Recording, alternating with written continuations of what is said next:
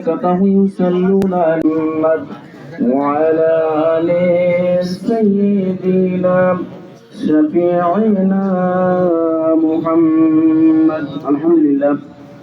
উপস্থিত আজকের এই পবিত্র ঈদ উল ফিতরের দিনের এই ঈদগার সম্মানিত সভাপতি সাহেব এবং আমার গ্রামের মুসলিমবৃন্দ এবং বর্তমানের মা ও বোনেরা সর্বদিন আন্তরিক সালাম, আসসালামু আলাইকুম রহমতুল্লাহ। আসলে বক্তব্য দেওয়ার সময় নাই, সময় খুবই সংক্ষেপ। বক্তব্য দেওয়ার আর সময় নাই, সময় খুবই সংক্ষেপ। তো আমরা নির্ধারিত সময় ইনশাআল্লাহ আমাদের জামাত শুরু হবে, তবে দুই একটি কথা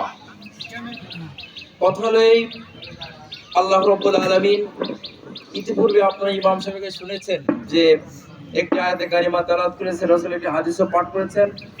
ওর সাথে আমরা একটু জুড়ে দিচ্ছি, সেটাই এই আল্লাহ সুবহানাহু ওয়া তাআলা যে মাহে রমজান দান করলেন।